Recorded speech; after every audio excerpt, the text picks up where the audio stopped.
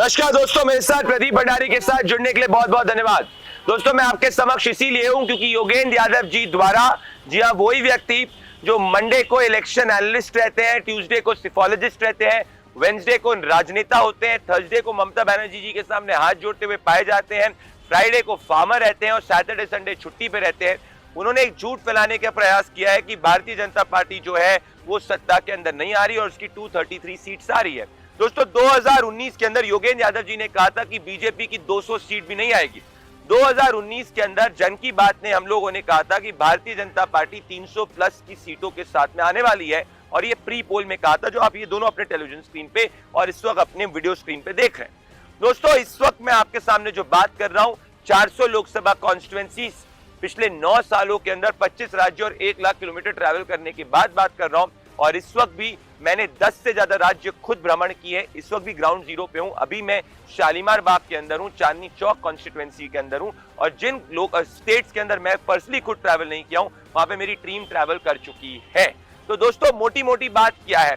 मोटी मोटी बात यह है कि इस वक्त मैं ये कह रहा हूं वर्स्ट केस सिनेरियो के अंदर, कि वर्स्ट केस सिनेरियो के अंदर भी भारतीय जनता पार्टी जो है वो किसी भी स्थिति में पूर्ण बहुमत से नीचे नहीं है। जी हाँ, मैं ये कह रहा हूं वर्स्ट केस सिनेरियो के अंदर भी नरेंद्र मोदी तीसरी बार पूर्ण बहुमत के प्रधानमंत्री बनते हुए जा रहे हैं और जून 4 को पूर्ण बहुमत के प्रधानमंत्री बनेंगे।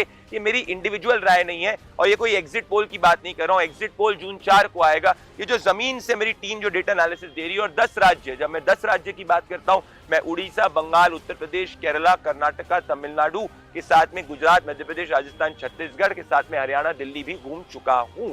उसके लॉजिक के हिसाब से कह रहा हूं। इनफैक्ट मैं एक बड़ी बात और कहता हूं कि वर्स्ट के सिनेरियो के अंदर भी भारतीय जनता पार्टी 300 सीट से नीचे लाती हुई नहीं दिख रही है। ये बेसिक विजडम कहता है। एग्जिट पोल जून 4 को आएगा। अब कैसे?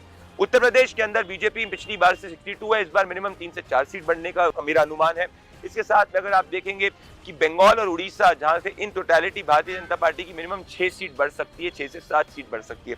तो अगर इन दोनों को भी जोड़ेंगे तो 11 सीट मिनिमम बढ़ती हुई दिख रही है। तो 303 से अगर मैं 11 को जोड़ता हूं तो 314 आता है। अब अगर साउथ के राज्यों को मैं ले लूं, विच इज कर्नाटका, केरला, तमिलनाडु, आंध्र प्रदेश, और इन सभी राज्यों को मैं देखता हूं, तो मैं ये पाता हूं कि अगर वर्स्ट केस सिनेरियो भी होता है तो बीजेपी पिछली बार से 2-3 सीट पीछे हो सकती है, 5-6 सीट ऊपर भी बढ़ सकती है, पर 2-3 सीट पीछे हो सकती है। तो इस सिनेरियो के अंदर 314 बढ़ के 311, नीचे बढ़ के 311 पे आ जाता है। अब अगर मध्य प्रदेश, राजस्थान, छत्तीसगढ़, झारखंड, गुजरात, इन सब राज्यों की बात करता हूं, तो वर्स्ट के सिनेरियो के अंदर भी बीजेपी अपने बेस को मेंटेन करेगी। कहीं 1-2 सीट ऊपर आई, कहीं 1-2 सीट नीचे आई, फिर बेस्ट के सिनेरियो के अंदर बढ़ा भी सकती है। तो हम अभी 311 के नंबर को 311 पे ही रखते हैं।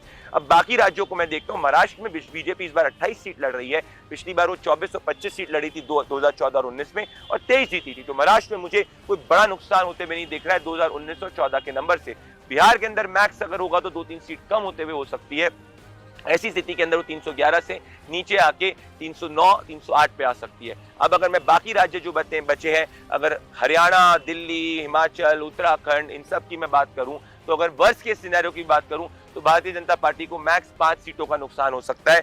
ऐसी स्थिति के अंदर भारतीय जनता पार्टी जो है वो अपने 309 से 304 पे आ सकती है। बेस्ट केस सिनेरियो में वैसे ही स्वीप कर जाएगी, पर मैं वर्स्ट केस सिनेरियो की बात कर रहा हूं। और बाकी के यूनियन टेरिटरीज की अगर बात करूं तो वहां पे 1-2 सीटें बढ़ सकती है। तो ओवरऑल अगर आप देखेंगे कि वर्स्ट केस सिनेरियो में भारतीय जनता पार्टी अभी की जो स्थिति है, जिस हिसाब से ट्रेंड्स चल रहे हैं, वो 300 से ऊपर जाती हुई दिख रही है। और बड़ी बात यह है कि जो महिला वोटर है, जो लगभग 50% वोटर है, वो इस वक्त 60% से ज्यादा प्रधानमंत्री नरेंद्र मोदी के साथ जाती हुई दिख रही है because of his welfare schemes. और मैंने 2014 के बाद से अभी तक के सभी इलेक्शंस में देखा है, जहां महिला ने वोट किया है वही व्यक्ति चुनाव जीता है। 2014 और 19 में महिलाओं ने एक तरफा प्राइम मिनिस्टर नरेंद्र मोदी को वोट किया था, प्राइम मिनिस्टर नरेंद्र मोदी चुनाव जीते। 21 के अंदर ज्यादा ममता बनर्जी को वोट किया था, ममता बनर्जी चुनाव जीती। 22 के अंदर बीजेपी को वोट किया था, बीजेपी जीती।